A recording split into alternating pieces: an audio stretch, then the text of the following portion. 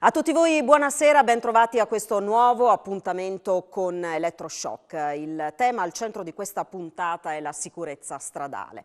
Partiamo da alcuni fatti di cronaca che sono successi nelle ultime settimane e poi negli ultimi giorni per affrontare una questione importante rispetto alla quale si è nuovamente alzata l'attenzione proprio a fronte di quello che è successo. Due incidenti con esito mortale e poi diversi episodi in pochi giorni di automobilisti che hanno imboccato contromano l'autostrada. In un caso l'esito è stato tragico, ci sono altri episodi in questo senso che si verificano fortunatamente senza conseguenze, ma insomma è facile immaginare che cosa può succedere quando un'auto inizia a percorrere contromano un'autostrada.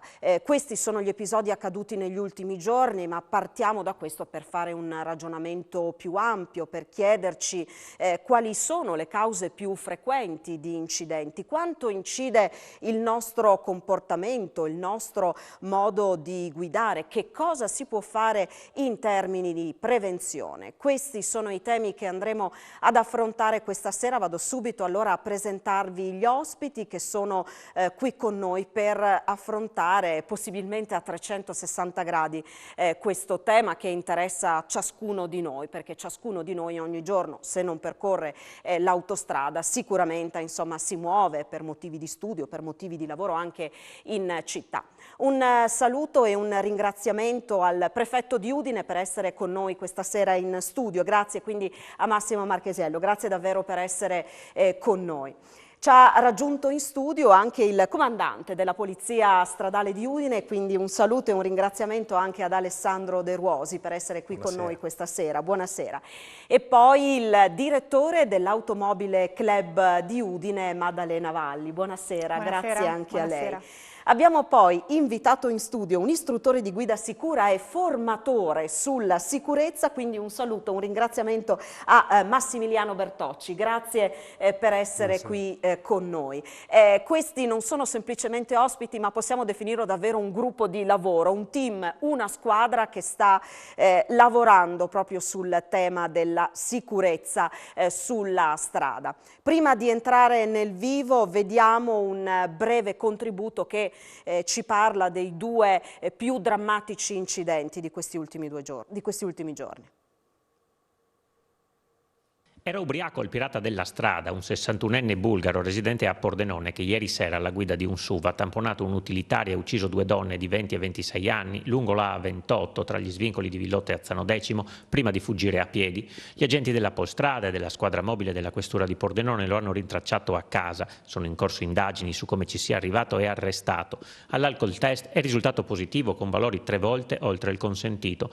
L'automobilista sloveno che sabato ha imboccato il raccordo autostradale di Trieste provocando lo scontro mortale avrebbe percorso decine di chilometri contromano. Si tratta di un 49enne nato a Koper, ma sembra residente nella zona di Comeno, a pochi chilometri dal confine di Fernetti. Era alla guida di una monovolume di colore scuro, procedeva a velocità molto sostenuta, 150, forse anche 170 km orari. Vittima una donna rumena di 56 anni morta carbonizzata.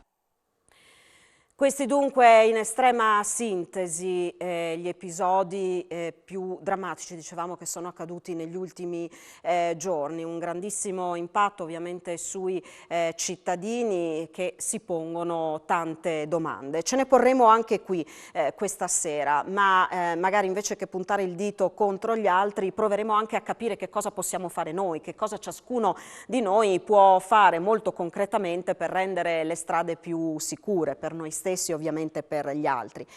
A proposito dell'incidente di Duino, peraltro proprio oggi il GIP del Tribunale di Trieste ha convalidato l'arresto per il cittadino sloveno che appunto percorso contromano la corsia di sorpasso del raccordo autostradale, causando appunto la morte di una donna. Inizierei subito dal prefetto. Il punto di partenza è questo: si riaccendono i fari sulla sicurezza stradale, ci si interroga a fronte di questi drammatici episodi con i quali abbiamo fatto i conti qui nel nostro territorio. Sì, i fari non sono mai stati spenti, direi, anche giusto per ritornare sull'argomento, perché sono argomenti su cui l'attualità purtroppo è sempre ricorrente. I dati sulla mortalità e sull'incidentalità sono sempre importanti, è da tempo che si parla di dimezzamento come obiettivo della Comunione Europea, dimezzamento degli incidenti e della mortalità. Quello che possiamo capire è, al di là del periodo del Covid, dove comunque per forza di cose c'è stato un rallentamento della circolazione, e il famoso dimezzamento è molto lontano. Viene sempre spostato in avanti, adesso 2030, 2050, io ne sentivo parlare quando mi sono interessato di incidentalità stradale agli inizi degli anni 2000, il che vuol dire che si è ancora molto lontani. Sono stati raggiunti sicuramente dei risultati, perché poi sul tema appunto campagne di informazione, campagne di prevenzione, inasprimento delle sanzioni, che ovviamente come dire, lasciano tracce, è anche importante sia dal punto di vista pecuniario, ma soprattutto per l'inibizione alla guida di persone che ovviamente hanno tutto l'interesse a riavere il documento di guida. Però c'è molta strada veramente da fare. Nel nostro piccolo, ecco, poi sicuramente ne parleremo, abbiamo organizzato, ma ho trovato già un terreno fertile, alcune iniziative proprio con i ragazzi, che sono i primi fruitori e secondo me quelli che forse meglio percepiscono certi messaggi. Prima ancora di entrare in una scuola guida, a scuola si comincia ad affrontare questo tema con i cittadini del presente e i cittadini del futuro. Vado dal comandante della polizia stradale. Il prefetto diceva sostanzialmente a causa del lockdown il traffico, insomma, si è ridotto, la circolazione dei mezzi si è ridotta, sono diminuiti anche gli incidenti, però leggevo che proprio per il fatto che le strade erano più libere si è premuto di più sull'acceleratore, quindi è aumentata la velocità, insomma, che sappiamo essere uno dei motivi insomma, degli incidenti che si verificano. Sì, assolutamente. Effettivamente abbiamo riscontrato questo dato soprattutto durante i periodi cosiddetti di lockdown, o comunque quando la circolazione era davvero ridotta, perché come ha detto giustamente il signor prefetto, la circolazione ha subito un forte e l'incidentalità ha subito un forte decremento, tant'è che la stessa Istat ci dice che i dati sul 2020 non sono dati attendibili per fare delle valutazioni e dei parametri sull'incidentalità, proprio perché è un anno del tutto anomalo, quindi i raffronti li facciamo fra 2019 e 2021 e vediamo che il trend del 2021 assomiglia molto a quello del 2019. Sì, c'è stato un leggero calo, però dobbiamo anche dire che la circolazione non è ancora completamente a livelli pre-pandemia. Diciamo che ci sta andando velocemente, però non siamo ancora a quel livello. Una leggera flessione c'è stata nell'incidentalità, ma non così significativa come sarebbe auspicabile. E qui ovviamente si apre tutto il tema, la galassia, ci piace dire, dell'analisi dell'incidentalità, che è un fenomeno complesso che ha mille chiavi di lettura, però fondamentalmente ci sono degli elementi, come dire, fissi, no? Nell'analisi del fenomeno incidentale, perché anche qui parliamo un po' di numeri, alla fine sono sempre un po' la base da cui partire per cercare di fare delle analisi, no?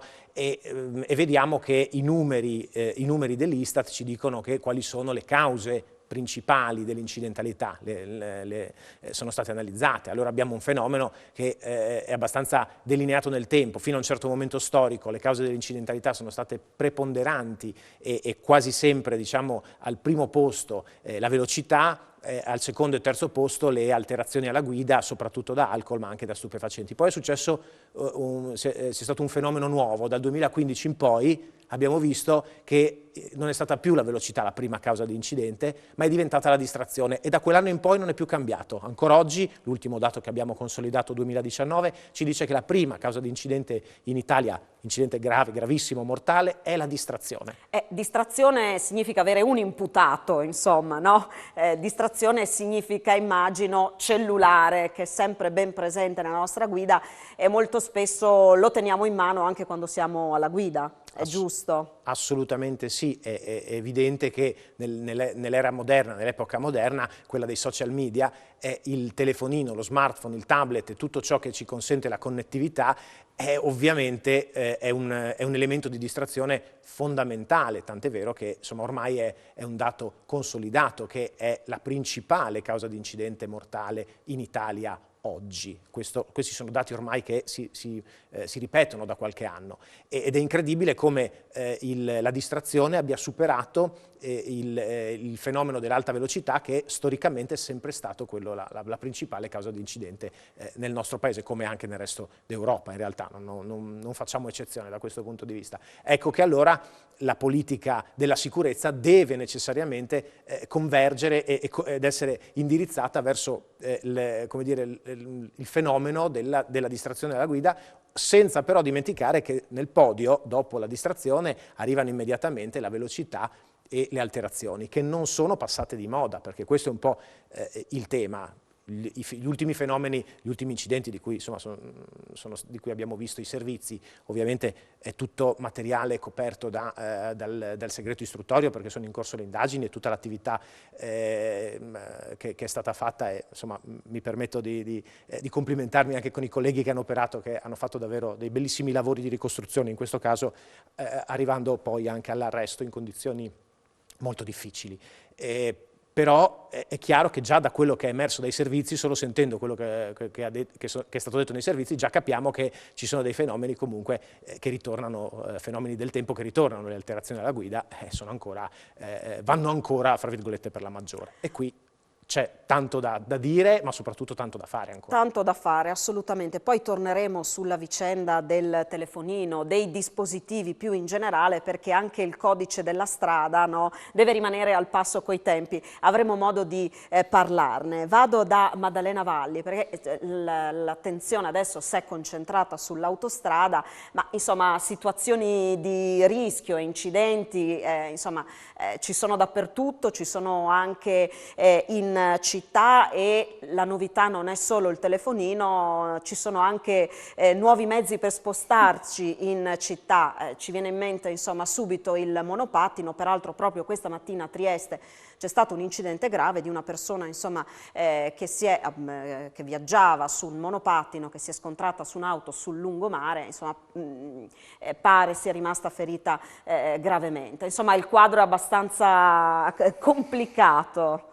Beh, sicuramente la nuova mobilità non ha agevolato una situazione che era già abbastanza difficile da gestire, soprattutto, ecco, faccio riferimento ai centri abitati, perché proprio i dati ACI-Istat dimostrano che il maggior numero di incidenti, non i più gravi, dove ovviamente insomma, incide proprio la velocità, come diceva prima il comandante, ma la numerosità è ovviamente nei centri abitati e nelle strade provinciali, quindi dove non ci sono ovviamente più corsie, dove ci sono gli attraversamenti a raso, dove c'è la congestione del traffico, e parliamo di traffico appunto a 360 gradi, quindi gli utenti della strada, non dimentichiamo che sono tutti il pedone in primis, poi vabbè adesso appunto con questa nuova micromobilità e i monopattini, poi altri apparecchi che una volta vedevamo soltanto nei centri commerciali, adesso invece si possono utilizzare su strada.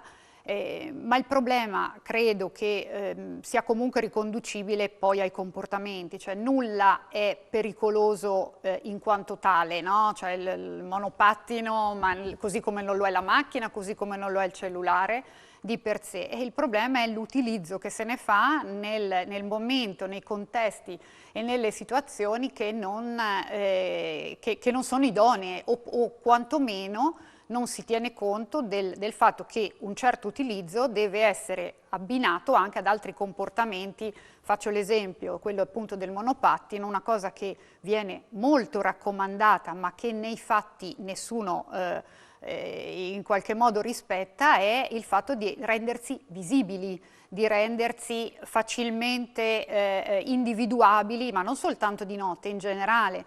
Questa cosa, quindi un abbigliamento adeguato, il fatto di avere il fanale, cioè comunque le luci, i catarifrangenti, questo vale per la bicicletta, per il monopattino e qualunque, il pedone stesso, volevo dire. Quindi sono i comportamenti purtroppo, l'abuso di determinate diciamo così, libertà che sono delle conquiste della società, banalmente appunto lo smartphone, i tablet eccetera, però forse sono state troppo veloci e non abbiamo avuto il tempo di diciamo noi stessi di capire e di far capire soprattutto ai ragazzi, come giustamente diceva il signor Perfetto, come usarli nel modo giusto. Tra l'altro a scuola si studia anche l'utilizzo dello smartphone, non a caso, a proposito di uno strumento certo. utilissimo assolutamente, ma che usato nel modo sbagliato, insomma poi ci mette in pericolo. Parlavamo degli automobilisti che alla guida delle vetture si fanno distrarre dal cellulare, lo stesso vale per i pedoni che magari molto spesso attraversano la strada senza rendersi conto che stanno attraversando la strada, e a proposito dei nuovi mezzi magari anche il pedone che non sente arrivare un'auto elettrica perché è un'auto elettrica che non è rumorosa tanto quanto le altre. Questo per dire che bisogna un po' aggiornarsi, e questo mi porta da Massimiliano Bertocci, che si occupa appunto di formazione. Peraltro è titolare della BM Sport and Drive, che si occupa di corsi di guida sicura sia per i privati cittadini che per le aziende. A proposito di aggiornamento, la prima domanda che mi sento di farle è proprio questa. Tutti noi pensiamo che una volta che abbiamo in mano la patente, che abbiamo superato l'esame, abbiamo in mano quel documento, abbiamo imparato tutto quello che c'era da imparare, sappiamo tutto quello che c'è da sapere e ce lo ricorderemo vita natural durante. Poi magari così non è, capita che degli automobilisti si trovino magari dopo anni dalla patente di fronte a segnali stradali che non sanno interpretare. Uno dice no, la precedenza ce l'avevo io, no, ce l'avevo io, guarda cosa dice il cartello, e quel cartello magari qualche vago ricordo e poco più. C'è bisogno di aggiornarsi. Beh, quello sì. Una volta che uno ha conseguito la patente di guida, ha conseguito il brevetto per poter guidare diciamo in pubblica via. Però lei all'inizio ha detto una cosa interessante. Cosa possiamo fare noi? Perché tutto parte dal nostro comportamento, che deve essere preventivo e difensivo, quindi andare a prevenire ogni rischio a cui io sono sottoposto e a difendermi da altri utenti della strada, spesso indisciplinati, l'abbiamo visto, ma non solamente gli utenti, ma le condizioni per difenderci possono arrivare anche dalle condizioni meteo, dalle infrastrutture, quindi è tutto diciamo, un panorama abbastanza complicato e complesso. Per questo ci sono i corsi di guida sicura, noi lavoriamo sull'allievo e sul partecipante, parliamo sì di norme, parliamo sì di sanzioni, ma noi non vogliamo solamente stare sulle sanzioni, su quei comportamenti scorretti che poi danno l'infrazione al codice della strada. Noi portiamo il singolo partecipante ad un ragionamento preventivo e difensivo. Solamente con questi due atteggiamenti guideremo in modo tranquillo, in modo sereno, per non procurare incidenti. Questo in linea di massima è il concetto dei corsi di guida sicura. Sui quali torneremo assolutamente. Facciamo una breve pausa per la pubblicità, poi di nuovo in diretta con Elettroshock. A tra poco.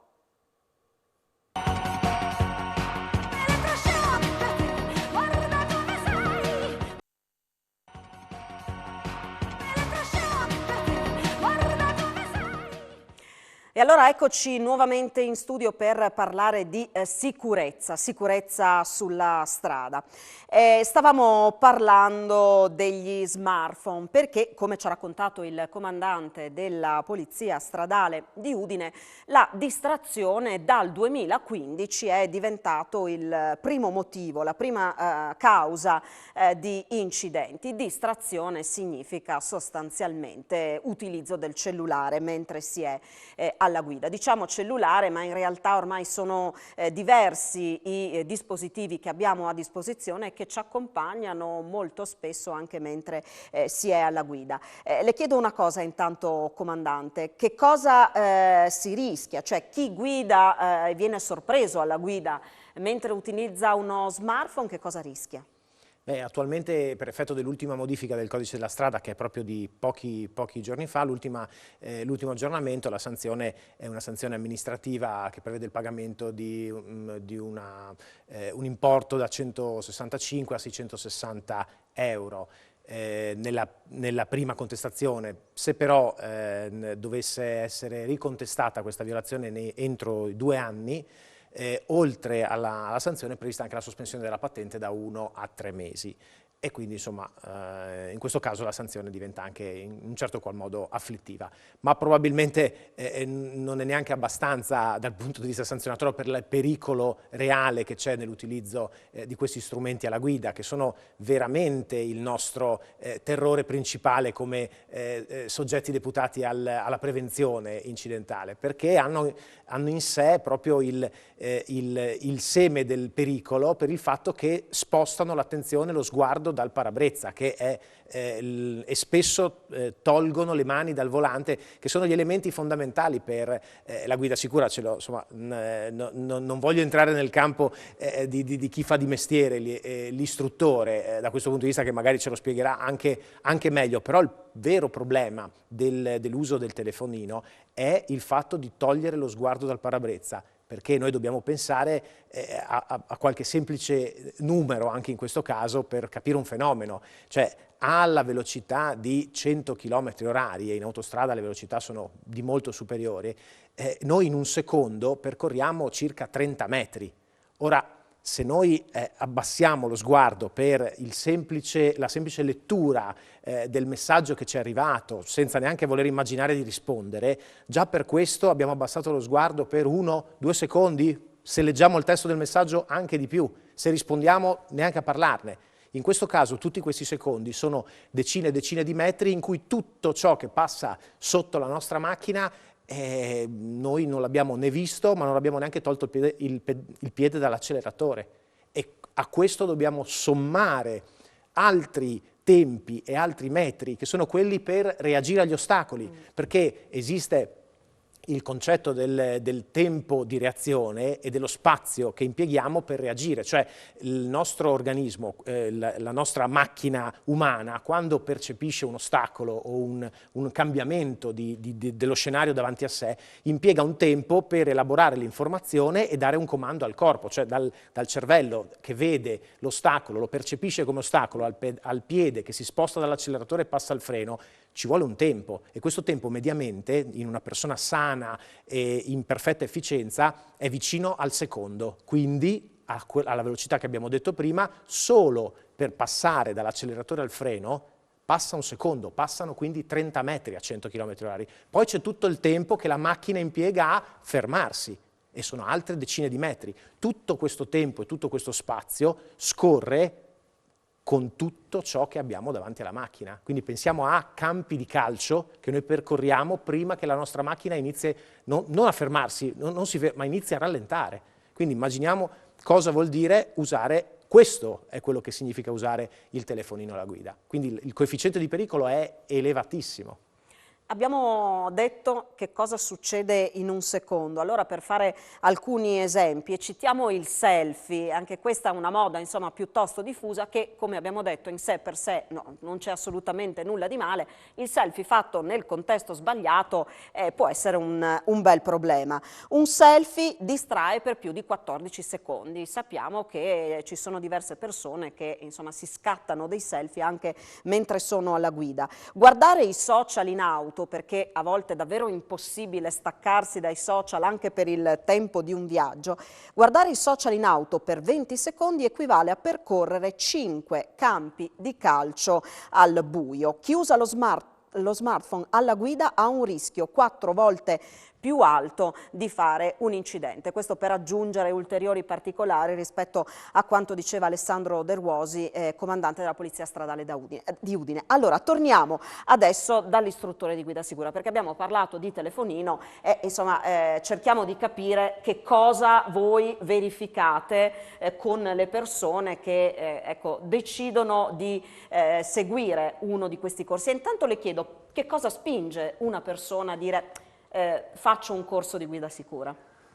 Principalmente si dividono in due categorie. Il comune cittadino che partecipando a un corso di guida sicura perché vuole migliorare le sue tecniche di guida, ma prevalentemente noi facciamo corsi di guida sicura aziendali dove c'è un decreto, si chiama testo unico, l'ex 626, quindi la sicurezza per il lavoratore. Quello ci prende per l'80% della nostra attività. Purtroppo i giovani di oggi sono un po' disinnamorati dell'auto e per questo io mi collego anche alle azioni che svolge la Prefettura assieme all'Automobile Club di Udine proprio per andare a colmare questa situazione e andare verso i giovani che sono disinnamorati dell'autovettura.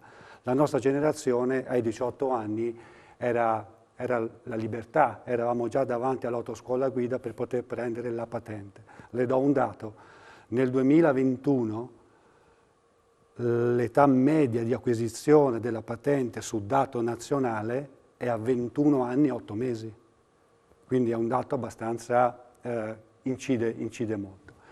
Aggiungo a quello che ha detto il dottor De Ruosi, il comandante della Polizia Stradale, oltre per ampiezza dei fatti, perché ha spiegato in modo esauriente, non è solamente la distrazione arriva dal telefonino o dall'uso improprio del telefonino. Facendo molti corsi di guida, specialmente ai lavoratori che utilizzano anche autoveicoli aziendali, specialmente i veicoli commerciali, penso ai furgoni, agli autocarri, la distrazione arriva anche dagli oggetti che sono mal messi all'interno dell'abitacolo. Quindi noi ogni volta che togliamo lo sguardo o per cercare un oggetto che può essere la bolla, che può essere un oggetto, qui mi collego un po' anche alle femminucce, qui ritorno un po' nel privato, mettono la sua borsetta un po' sul sedile del passeggero e andiamo un po' a cercare alcuni oggetti. Ecco, tutti questi fattori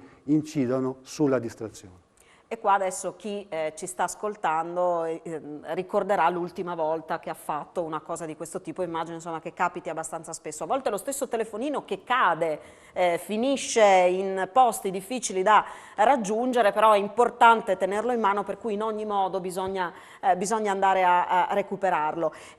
Vado da Maddalena Valle, ho visto che scuoteva la testa quando diceva i giovani si sono un po' disinnamorati, no, dell'auto come mezzo. Questa cosa che una volta non si vedeva l'ora di compiere il 18° anno per cominciare quel tipo di percorso, adesso si è tutto posticipato, insomma conferma questa... Sì, assolutamente, soprattutto il raggiungimento che ripeto, per la nostra generazione era un traguardo, che è quello di superare l'esame per la guida della patente, della guida dell'auto, è effettivamente molto poco sentito.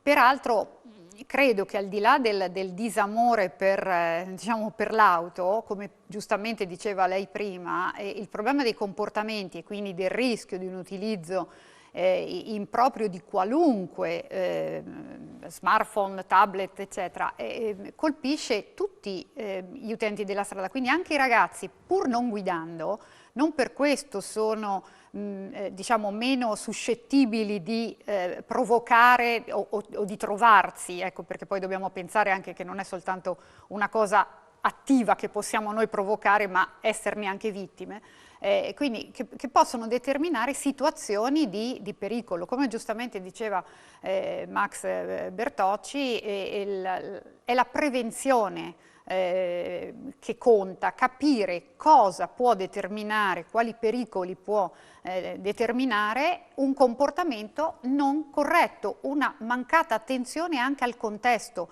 Lei giustamente prima parlava dei pedoni, ma aggiungiamo i ciclisti, cioè non dimentichiamo che i dati ACISTAT dicono che ancora, ed è una conferma sistematica anno dopo anno, che sono gli utenti dei veicoli a 2 ruote sono quelli più vulnerabili, più a rischio, con i pedoni.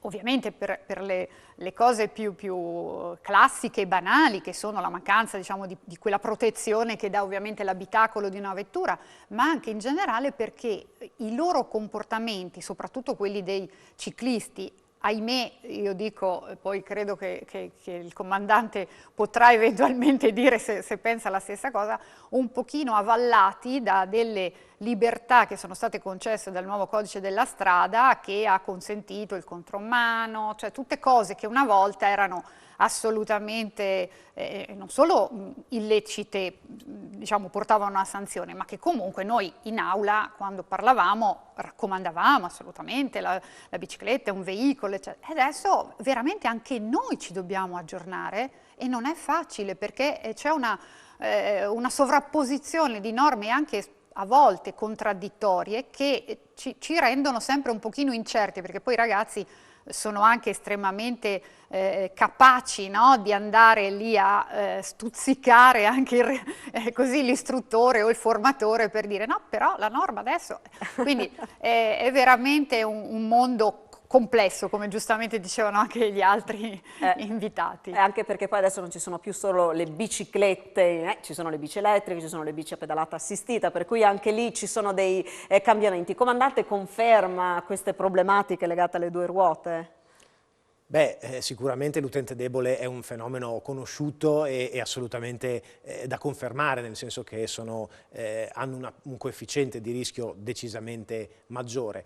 Non mi è consentito commentare le norme dell'ordinamento, io sono tenuto ad applicarle. Certo, non posso negare che la stratificazione normativa attuale ha portato indubbiamente a qualche diciamo anomalia, perché insomma abbiamo tutti la percezione del monopattino come, faccio un esempio, del monopattino come uno strumento diciamo non dico pericoloso, ma comunque incerto, e nell'ultima modifica lo abbiamo consentito sulla grande viabilità, quindi c'è qualcosa effettivamente che genera un po' di confusione, ecco, questo sì, sicuramente si può dire. Indubbiamente lo sforzo per rendere la normativa anche più aderente al tessuto poi sociale è uno sforzo notevole, perché di certo non è facile.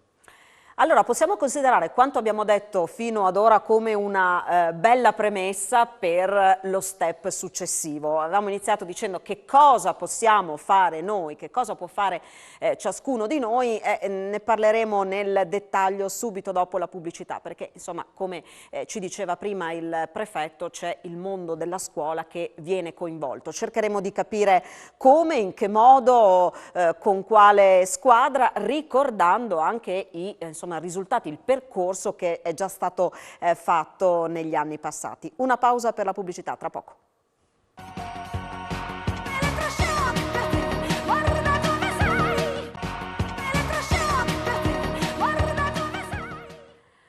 Eccoci nuovamente in studio, vi annunciavo che avremmo parlato di questo percorso che coinvolge la scuola a proposito di prevenzione e sicurezza. Prima di parlare di questo leggo alcuni messaggi che ci sono arrivati e rivolgo, ci sono delle considerazioni ma anche delle domande che giro al comandante della Polizia Stradale di Udine.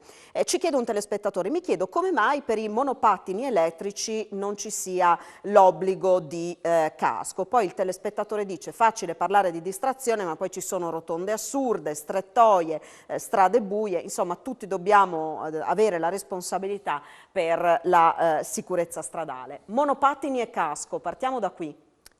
Beh, allora, come dicevo prima, non posso, diciamo, sostituirmi al legislatore che in questa riforma come dire, non ha previsto questo obbligo incondizionato, nonostante sia assolutamente una necessità. Ciò non toglie, però è stato detto anche prima, che è fortemente consigliato e suggerito da tutti quanti. Ecco, da questo punto di vista un po' il filo comune anche delle giuste osservazioni, domande che vengono fatte è sempre un po' nell'ottica del come dire, cercare un po' di responsabilizzare noi stessi per cercare un'altra responsabilità, il legislatore che ha scritto una norma sbagliata, la rotonda che non ha il raggio di curvatura perfetto, l'illuminazione che potrebbe essere migliore, però la verità è che il 92-93% degli incidenti sono frutto di un errore umano dovuto a una condotta sbagliata. Questo lo dobbiamo dire con grande chiarezza, perché altrimenti rischiamo di avere un'immagine falsata. Si parla alle volte di curva killer,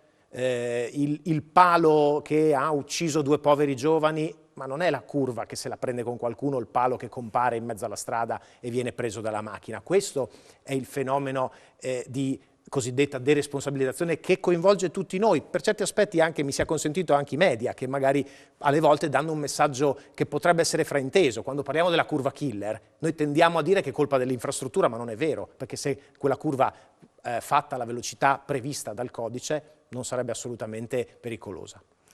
E c'è un altro telespettatore che sottolinea il tema delle rotatorie progettate in maniera irregolare, dice in quel caso la colpa non è per forza dell'automobilista, e poi ci chiedono: si può fumare guidando? Beh, allora, il fatto che possa non essere una scelta opportuna per tanti motivi, in primis quello della propria salute personale, non intesa solamente dal punto di vista del tabacco, è un dato incontrovertibile. Sottolineiamo il fatto del concetto della distrazione. Poco fa proprio abbiamo fatto degli esempi, e il fumare in macchina e quindi avere la possibilità di far cadere una sigaretta, una scintilla o qualcosa comunque che genera quella distrazione che abbiamo descritto accuratamente prima, lo rende assolutamente e del tutto sconsigliato. Certo, non esiste un divieto se non in condizioni particolari, quando c'è una persona, per esempio una donna in stato interessante, o piuttosto con a bordo delle persone con problemi di salute o che sono fragili. Allora in questo caso subentra anche il divieto, però tecnicamente senza queste condizioni non lo è. Però possiamo vedere facilmente quanto sia inopportuno e pericoloso. E poi c'è un altro telespettatore che, a proposito di pedoni, segnala il posizionamento delle strisce pedonali in mezzo alle aree di parcheggio. Immaginiamo una strada, interpreto così il messaggio, con le auto parcheggiate lungo la strada e in mezzo ci sono delle strisce pedonali. Dice: il pericolo è che le auto parcheggiate a ridosso delle strisce pedonali ostacolino la visuale dell'automobilista in arrivo, che vede il pedone sulle strisce pedonali solo all'ultimo minuto.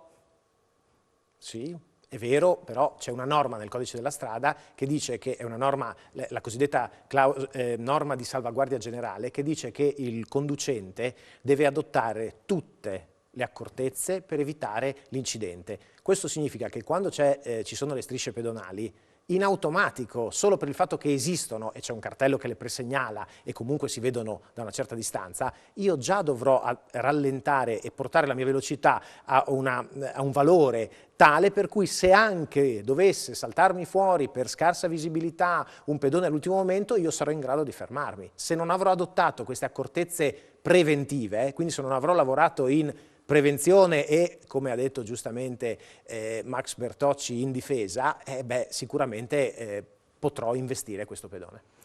E poi c'è qualcuno che chiede non sanzioni blande, dice: secondo me il codice della strada, senza imporre multe, dovrebbe prevedere che, chiusa lo smartphone durante la guida, si veda ritirata immediatamente la patente. Stessa regola per chi guida in stato di ebbrezza alcolica. Le sanzioni economiche sono inefficaci. Le giro in questo momento la domanda, perché c'è il tema delle sanzioni, e mi chiedo: chiedo quanto conta la sanzione, quanto conta la prevenzione, quanto conta, insomma, come posso dire, rendere gli automobilisti, ma chiunque appunto sia sulla strada, più consapevole, no, di quello che succede, di quello che potrebbe accadere.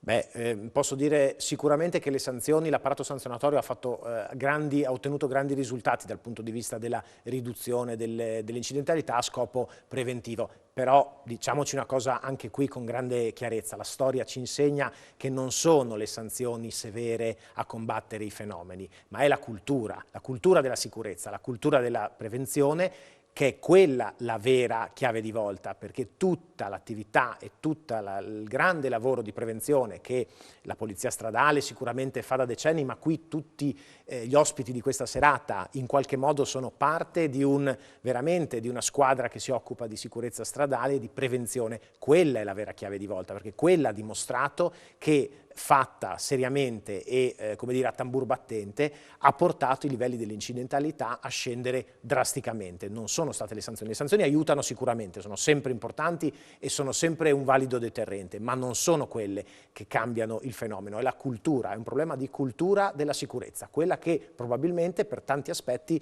ancora manca e sulla quale c'è ancora tanto da fare, anche se dobbiamo anche dire che tanto è stato fatto, insomma, ecco. Vedremo di leggere poi più avanti altri messaggi che sono arrivati, però a questo punto vado dal prefetto di Udine per parlare proprio di questo progetto, tanti partner che lavorano con un obiettivo comune e lo fanno con i ragazzi. Raccontiamo che cosa sta per partire, per ricominciare, diciamo così. Sì, per ricominciare, ma un paio di considerazioni sulla psicologia che noi abbiamo al momento della guida. Sappiamo anche che una delle altre cause o qual è il percorso che spesso viene interessato all'incidente è il percorso casa-lavoro. Cosa vuol dire? Che spesso e volentieri io sono abituato a fare quel percorso e quindi sono completamente sicuro e tranquillo che arriverò alla fine senza avere particolari imprevisti.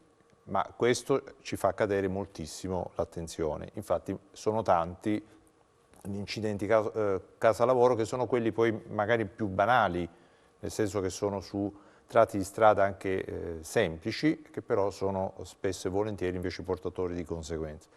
Un'altra considerazione, io sto all'interno di un abitacolo e mi sento protetto, mi sento completamente al sicuro di quello che mi accade fuori.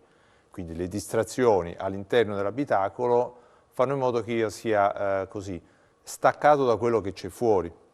Quindi sicuramente la distrazione rimane un elemento fondamentale dell'incidentalità stradale, delle cause di incidenti. Abbiamo visto che, anzi, gli eccessi di velocità sono per fortuna purtroppo regrediti, ma queste distrazioni sono invece sempre più frequenti.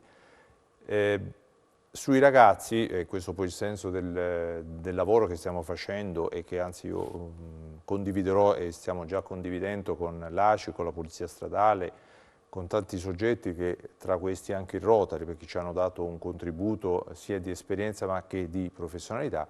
Siamo partiti, sono vecchie esperienze che io ho portato da anni e su cui mi piace lavorare. Un corso-concorso, ma è un concorso di idee, ne abbiamo chiamato, ma è stata ripresa una denominazione che già esisteva, che era quella di 4 ruote per la sicurezza, stili di vita, stili di guida.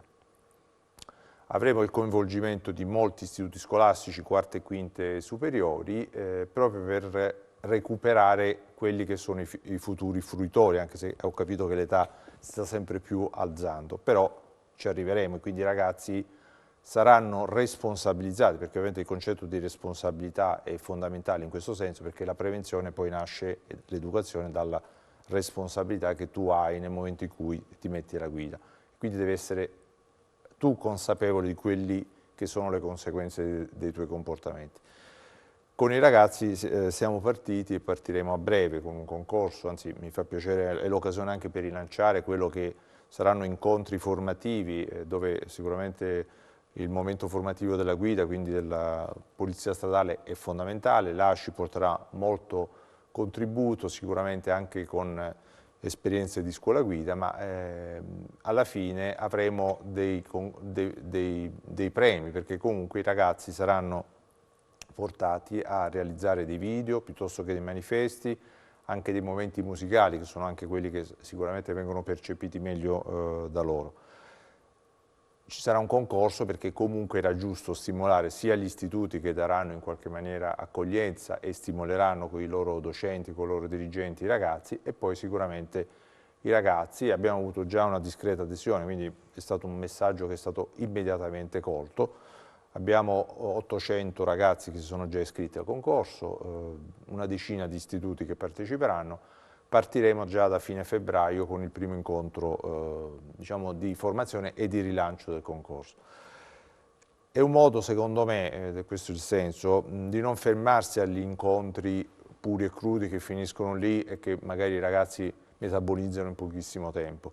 I ragazzi sono portati in 3-4 mesi a appunto focalizzarsi anche con lavori di gruppo su quello che è il tema dell'incidentalità stradale, delle cause, quindi parliamo dall'abuso di sostanze stupefacenti all'uso di abuso di sostanze alcoliche, uso di sostanze stupefacenti, eccessi di velocità e soprattutto a questo punto le distrazioni conseguenti ai social, all'uso del tablet, dello smartphone, tutto quello che i ragazzi ovviamente sanno benissimo condividere, però è ovvio che l'attenzione deve essere fortissima.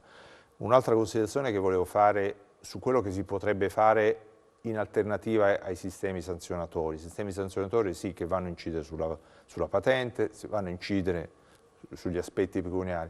Una cosa che a me farebbe piacere che venisse riveicolata anche a livello governativo è i lavori socialmente utili. Attualmente sono, come dire, appannaggio delle autorità giudiziarie, però progetti di lavori socialmente utili, o meglio di persone che hanno portato conseguenze, sono state sanzionate soprattutto per certi tipi di sanzioni, parlo del 186 piuttosto del 187, possono essere tranquillamente, secondo me, educati andando in strutture di riabilitazione.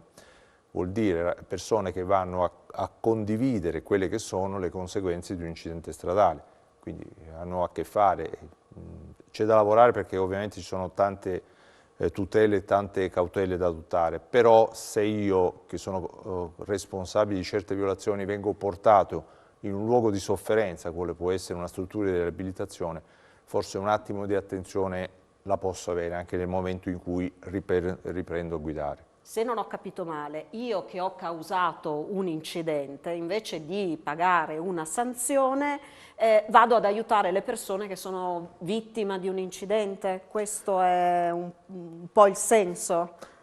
È un auspicio ovviamente, perché non è facile da È importante fare anche delle proposte, insomma chi meglio di voi può darci delle indicazioni in questo senso? Insomma credo che sarebbe importante, perché poi appunto c'è il tema dell'educazione, della consapevolezza. Parliamo dei ragazzi, l'obiettivo è quello di renderli cittadini consapevoli, adesso peraltro l'educazione civica, no, nella scuola ha un ruolo e un peso diverso, è un discorso che forse va esteso dai ragazzi anche al mondo degli adulti. È un'interessante riflessione. Ancora una pausa, poi abbiamo qualche minuto ancora da trascorrere insieme.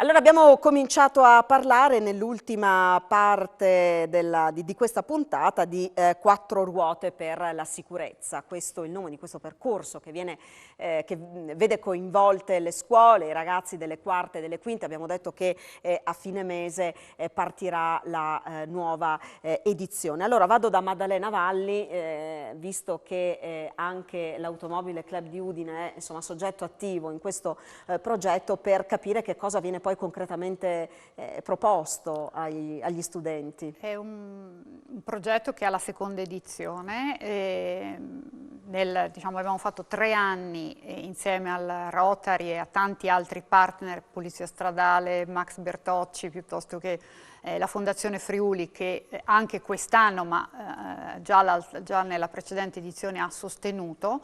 Si tratta di un classico percorso formativo completo, cioè la lezione frontale con appunto una un parterre, diciamo così, di formatori che toccano vari argomenti. Fondamentalmente c'è la parte della polizia stradale che ovviamente, insomma, utilizza anche una serie di filmati reali di incidenti che sono sempre estremamente efficaci e colpiscono i ragazzi. Poi c'è sempre una parte diciamo medica o farmacologica, per parlare appunto delle conseguenze di alcol piuttosto che di medicine o sostanze in generale sui riflessi. Poi c'è la parte, e quest'anno è la vera novità, la parte legale, nel senso che cerchiamo di far capire, al di là dell'apparato sanzionatorio, quali sono le conseguenze anche assicurative, quindi giuridico-economiche sulla famiglia diciamo del responsabile, perché molto spesso ci concentriamo sulla vittima, per carità legittimo, non sto dicendo che non lo sia, però forse dobbiamo anche far capire a chi fa un'infrazione più o meno grave quali sono le conseguenze che possono essere devastanti per la famiglia, perché per loro stessi e per la famiglia dal punto di vista economico e poi psicologico, morale. Quello che giustamente diceva il signor prefetto avrebbe un'efficacia fortissima, perché abbiamo visto che anche portando in aula persone che sono state colpite da incidenti stradali, questa emozione, diciamo così, arriva. Poi c'è la parte pratica, noi diciamo, sulla base delle indicazioni delle scuole che aderiscono, selezioniamo 42 ragazzi ogni anno da portare in pista a Precenicco per fare un mini corso di guida difensiva, perché crediamo appunto che teoria e pratica debbano andare di pari passo. Allora vado da Massimiliano Bertocci per chiedergli quanto è importante lavorare con i ragazzi, che tipo di investimento è questo? Lavoriamo sul futuro, quindi andiamo a formare le nuove persone, per questo devo solamente che applaudire le iniziative in corso dell'Automobile Club di Udine, poi sostenuto dalla Prefettura di Udine e dalla Polizia di Stato.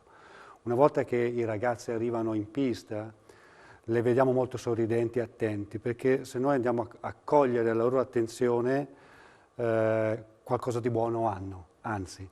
Quindi noi lavoriamo sui giovani, la prima cosa quando arrivano in pista lavoriamo sulla corretta postura di guida, quindi come ci mettiamo correttamente al volante.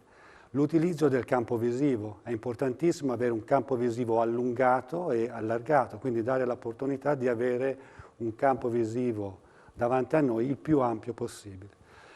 Quello che mi piace dei giovani è che noi lavoriamo molto sull'utilizzo del freno dell'auto, perché spesso è un accessorio che viene sottovalutato, ma se usato correttamente ci può salvare tantissimo e fermarsi anche un 20 cm prima, 50 cm prima di un oggetto vuol dire comunque non far accadere un incidente. Quindi corretta postura di guida, campo visivo allungato e il corretto utilizzo del freno. Quali sono le domande che fanno più spesso i ragazzi, dubbi, le curiosità che hanno? Ma guardi, quando arrivano in pista le vediamo totalmente cambiati. E questo glielo dico con sincerità e con emozione. Se negli anni 2000, 2005, così, venivano nei nostri eventi e ti dicevano insegnami a fare un freno a mano, c'è una sbandata, oggi abbiamo visto un cambio generazionale e quando arrivano in pista si mettono a disposizione completamente, per questo queste iniziative devono andare avanti proprio perché noi possiamo lavorare su una nuova generazione, formare nuovi utenti della strada affinché si possa sempre di più abbattere l'incidentalità e mortalità. Concludo per essere ottimista e positivo. All'inizio degli anni 2000 sulle nostre strade morivano più di 7.000 persone. Ad oggi mediamente siamo sulle 3.000 persone, sono tantissime 3.000 persone.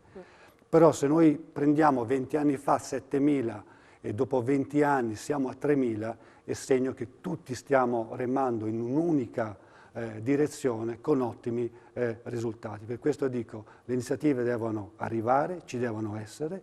Grazie chiaramente a tutti gli attori qui presenti, a voi che fate la comunicazione e questo secondo me nei prossimi 20 anni speriamo di abbattere ancora di più il 50% Sì, di mortalità. è il caso davvero di accelerare da questo punto di vista. Allora vado ad Alessandro De Ruosi, il comandante della Polizia Stradale di Udine, proprio per sottolineare questo aspetto, no? Dell'entrare in contatto con i ragazzi, cominciare a lavorare con loro, a ragionare con loro prima ancora che diventino automobilisti.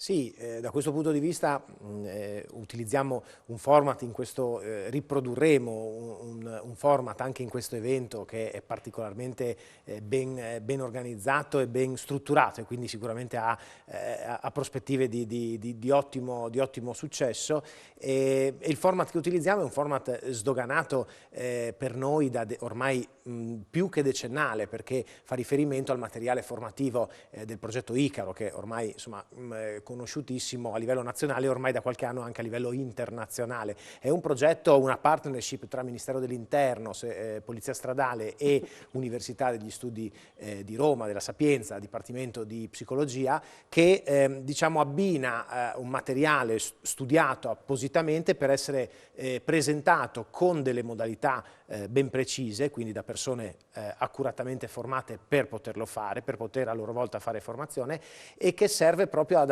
attivare un percorso emozionale, se così possiamo dire, per vincere o comunque per superare la barriera del preconcetto e sulla strada come dire, so fare tutto io e non mi può succedere mai niente, perché come dire, è il primo ostacolo che dobbiamo superare, quello proprio di uscire dalla logica dell'incidente, come dice la parola stessa, incidente, come casualità, come fenomeno estemporaneo, per calarla invece in una realtà di come abbiamo detto prima, un fenomeno umano connotato da comportamenti sbagliati. L'incidente non è un qualcosa che succede così per caso, succede perché si commette quasi sempre qualche violazione. Da questo punto di vista il rischio e la percezione del rischio dei ragazzi come quella degli adulti deve essere parametrata su quelli che sono i reali valori in campo. Giustamente Max Bertocci ha ricordato quanto è stato fatto e quindi che ancora oggi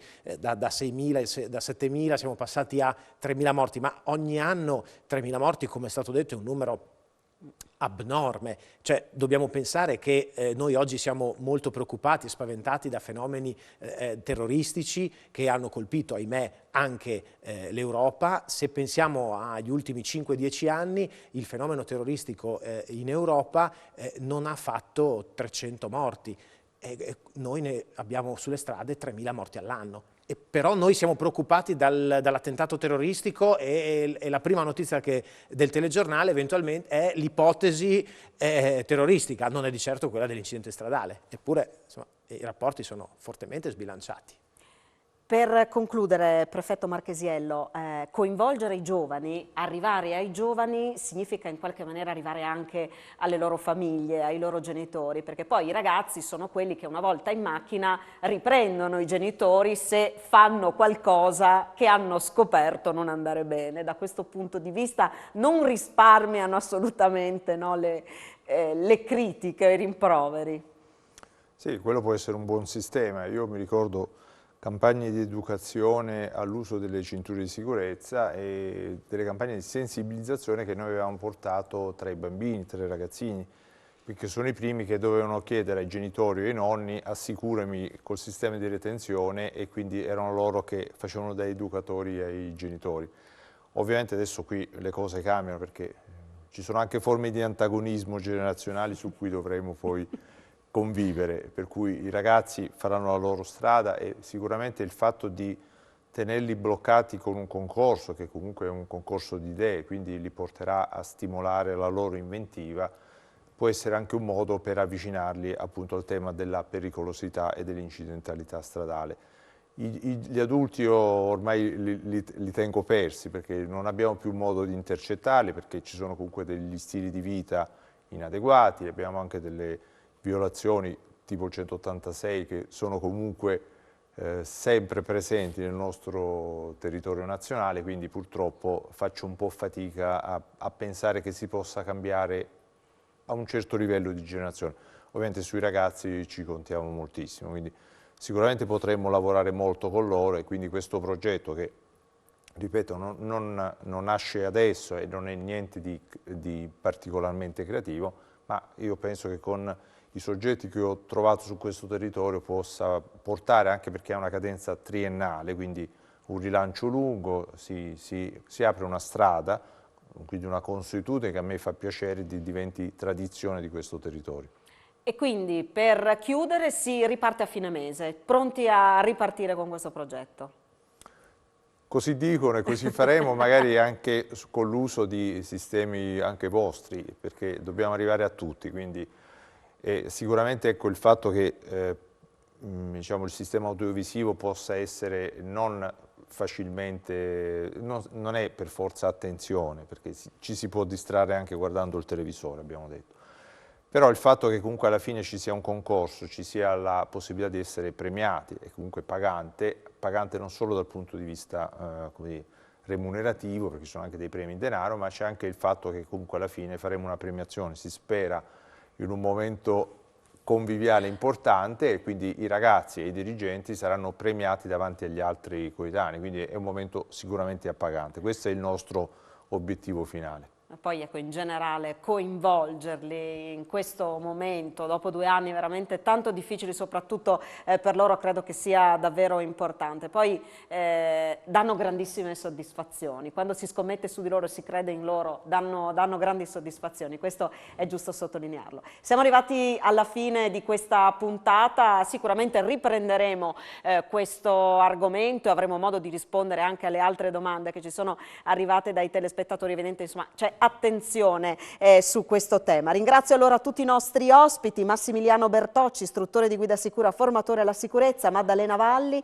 direttore dell'Automobile Club di Udine, ringraziamo il comandante della Polizia Stradale di Udine, Alessandro De Ruosi, e il prefetto di Udine, Massimo Marchesiello. Grazie davvero per essere stati con noi qui questa sera, per il vostro contributo, grazie soprattutto per quello che fate insomma, quotidianamente per i giovani e anche per gli adulti di questo territorio. Grazie ai tecnici in regia e a voi che ci avete seguito da casa. Alla prossima, arrivederci.